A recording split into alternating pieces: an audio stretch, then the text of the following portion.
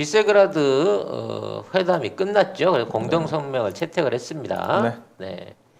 그래서 종전선언 제안 환영한다라는 얘기가 나왔어요. 네. 그리고 뭐 파문점 선언, 그다음 평양 공동 선언, 싱가포르 공동 선언 등 이 남북 및 북미 간의 기존 합의를 신속 이행하는 거를 강조를 했고, 그다음에 다른 공동 성명도 다 같이 채택을 했습니다. 그래서 별도의 10개 조항을 통해서 이 양측 간의 협력 강화를 결의를 했습니다. 네. 이와 관련해서 이제 주식 주가가 막 치솟아 올라야 되는데 대려 이제 주가 지수가 좀 떨어지고 있는 모양이 있어요. 근데 제약은 조금 오르는 걸로 봐서 여기 제약 산업 분야에서 뭐 성과 공유하기로 하고 뭐 이런 거 소통 강화하기로 했다. 이런 이거보다는 거 우리가 뒤에 언급할 영국에서 먹는 치료제 승인을 했다. 뭐 이 부분 때문에 오히려 그게 오르는 것 같고요. 네. 지금 이제 국내 주가 특히 대북주가 떨어지고 있는 거는 일단 미 국무부가 대북 제재 유지한다라는 발표가 나오면서 이 얘기가 나온 거예요. 미국이 갑자기 뜬금없이 잘 되고 있는 분위기에다가 갑자기 돌 하나 훅 던진 거거든요. 그걸 빌미로 해서 주가가 빠지고 있는데 여러분 속으시면 안 됩니다. 얘네들이 이 마지막 물량 모으기를 위해서 일부러 던진 얘기일 수 있어요. 왜냐면 다음 주에 대북 관련된 극적인 발표가 나올 스케줄을 알고 미리 이거를 던져버리죠. 위해서 자기네들이 꼭 주식을 위해서 그런 게 아니라 뭔가 이 분위기들을 약간 억누르기 위해서 이걸 두를 수가 있습니다. 그리고 송 작가 TV만이 해줄 수 있는 중요한 내용 뭐냐? 대북 제재 유지를 한다는 얘기는 지금 대북 제재 유지의 제일 큰 게 뭐냐면 북한에서 움직일 수 있는 달러를 제한한 거거든요. 해외에서 달러 송금을 비롯한 일절 달러 거래를 못하게 막아놓고 있는 게 제일 큰 거거든. 그 기조를 유지하겠다는 얘기입니다. 그 얘기는 무슨 뜻일까요? 달러는 북한에 들어갈 일이 없다는 겁니다. 대안이 들어가겠다는 거죠. 딴 게 들어간다. 딴 게 들어간다는 거죠. 그 대안으로 지금 이번 유럽 정상에서 보여준 가장 큰 거는 국제기구입니다.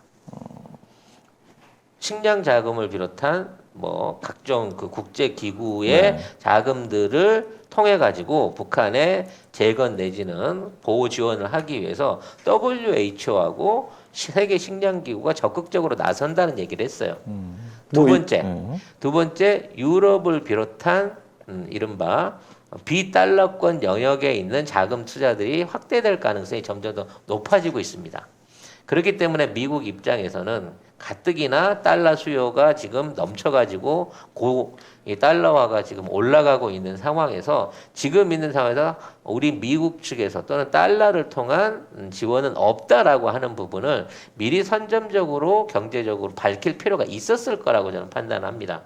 하지만 이게 대북 관계에 대한 미국의 지원이 사라졌다는 방식으로 해석하는 건 우리 증권가가 말하자면 주가를 떨어뜨려 가지고 대북주를 주집하기 위한 음모라고 보고 있습니다. 뭐 그렇죠. 송작가 TV를 계속 보신 분들은 저들이 아무리 그런다고 해서 대북주를 내놓지는 않죠. 예. 하지만 대부분의 국민들이 또는 일반 개미들이 송작가 TV를 워낙에 빈약하기 때문에 그분들은 모르시니 그분들은 많이 털릴 것 같은 안타까움이 있습니다만 저희 방송 들으시는 분들은 멘탈 유지하시고 버텨보세요. 지금 2,900대 왔다 갔다 하고 있는데 2,900 무너지면 2,800까지 내려갈 수 있습니다. 2주 전에도 갔다 왔어요. 회복하는데 3일밖에 안 걸렸거든요. 네. 그러니까 크게 걱정하실 필요 없는 상황인 거고 오히려 매수 기회로서 활용할 수 있기를 바라겠고요. 코스닥은 오히려 오르고 있는 거거든요.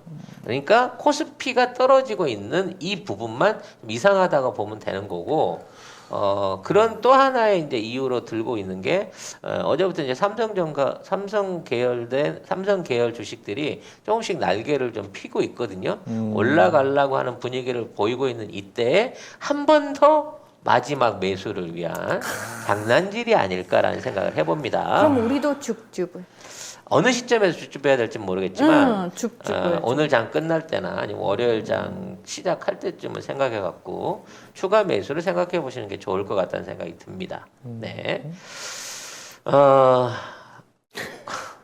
이제 저희가 어제 말씀을 드렸는데 뉴스는 이제 나왔는데 네. 네, 소동에 관련된 지도 내용들이 쭉 나왔어요. 네, 110년 전에 헝가리 카톨릭 신부가 한국에 와서 썼던 내용들을 정리를 했는데 먼저 이제 탁현민 행정관이 혹시나 언론에 안 나올까봐 사진을 찍어서 페이스북에 올렸거든요.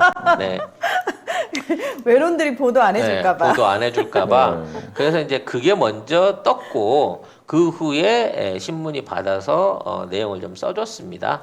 어제 나온 건데 어제는 사실은 제가 이거 말씀드릴 때는 지도 사진은 공개가 안 됐었거든요. 그렇죠. 근데 이제 공개를 해가지고 이렇게 보면은 여기에 이제 작은 한국 그러니까 동해 이렇게 해가지고 독도는 또 없어요 보면 그 당시에는 뭐가 없었나? 이 당시에 헝가리 신부가 고종을 직접 아련을 했다고 하더라고요. 수기에 보니까. 그래서 그 고종을 아련하고 또 이제 그 소감들을 적어놨는데 지금은 일본이 이 한국을 시료 지배를 하고 이 당시에 이미 한일 합방 전에 이미 이 새끼들은 웬만한 시료 지배 이상의 권한을 발휘하고 있다는 걸 알고 있었고 고종이 이걸 너무 안타까워한다는 걸 알고 있었는데 이 당시에 이미 결코 일본의 지배가 오래가지 못할 것이다 라는 얘기를 남겼다는 거죠. 근데 저는 문득 그 생각이 들어요. 이때는 사실 언론이 막 발달했을 때도 아니고 유튜브가 있는 것도 아니고 SNS가 있는 것도 아닌데 우리 조선 민중들은 어찌하여 그렇게 독립에 대한 열망을 계속해서 끊이지 않고 수십 년간 이렇게 퍼뜨릴 수 있었는지 진짜 대단한 사람들 같아요. 그러니까 우리가 불합리한 거를 겪게 되고 확인하게 되면 반드시 일어서는 국민들이거든요. 네. 우리가 윤석열에 대해서 조금만 더 까주게 되면 우리 국민들 일어납니다. 결코